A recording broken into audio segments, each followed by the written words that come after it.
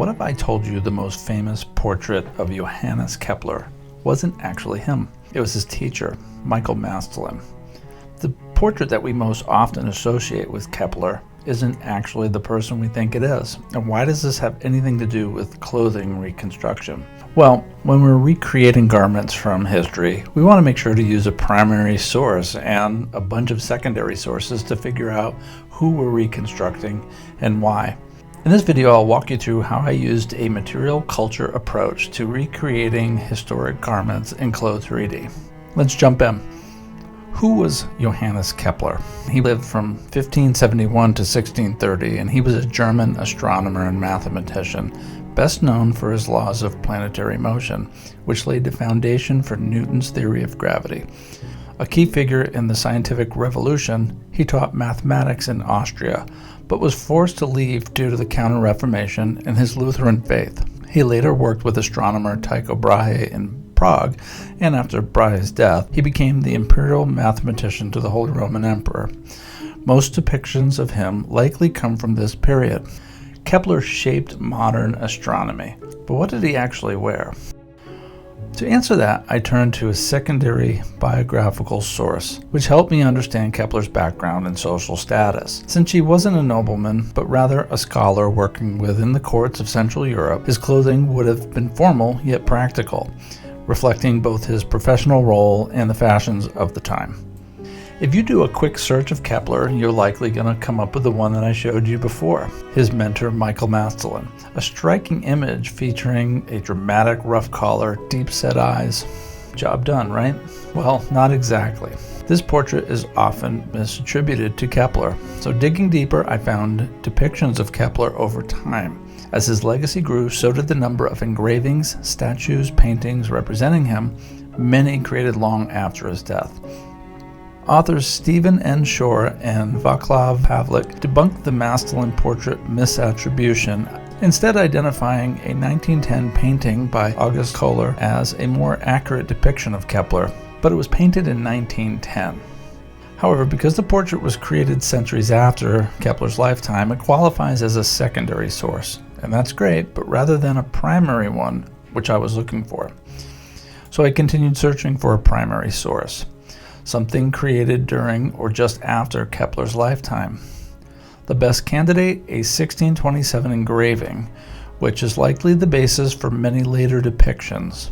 The original artist is unknown, but since the engraving was produced while Kepler was alive, it served as the most reliable visual reference for his appearance.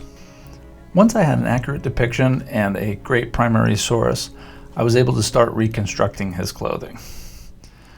I turned to secondary sources on historical fashion. The fashion history timeline from FIT provided documentation on doublets and tailoring trends of the 1620s. I also found an example of an Italian lace collar from the Rijksmuseum in Amsterdam, which closely resembles the one seen in Kepler's portrait. At this point, I had to ask, why was Kepler's portrait created in a more northern style rather than the southern European style? Since Kepler was a Protestant and spent most of his time in Germany and Austria, it's unlikely that he had direct exposure to Italian fashion. However, given that lace collars were widely traded and imitated across Europe, the presence of Italian-style lace in this wardrobe isn't surprising. I decided to move forward with the detail, knowing that my goal was recreation, not investigation. Now, reconstructing the doublet. Fortunately, there's lots of records of doublets dating back to the late 1500s. The Elizabethan era is full of examples, both from Europe and all over the world. I found period-accurate doublet patterns, including an 8-piece cutting diagram, which closely aligns with the fit and tailoring seen in Kepler's portrait.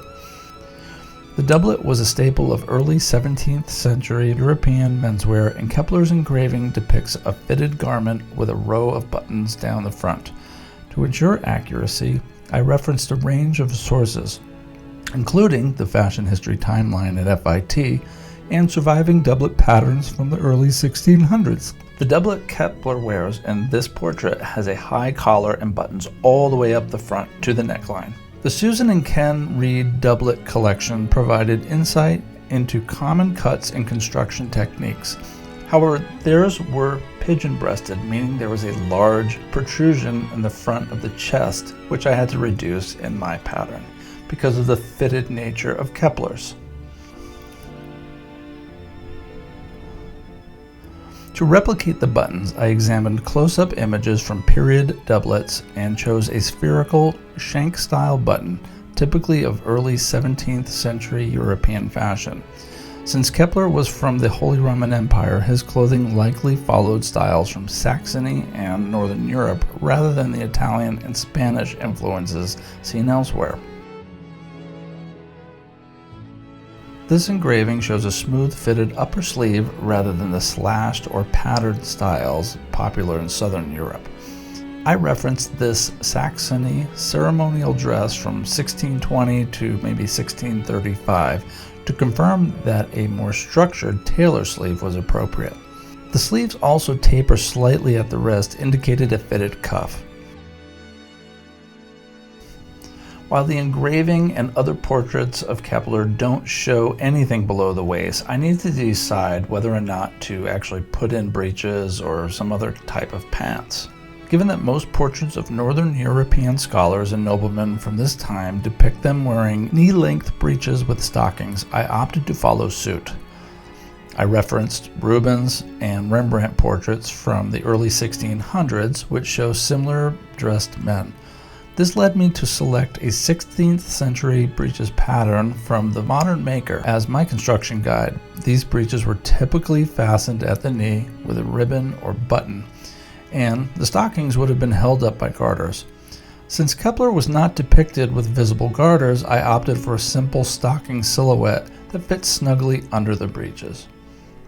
With the research complete and trusted primary and secondary sources to help me construct the clothing in Clo3D, I found that it was pretty easy to execute.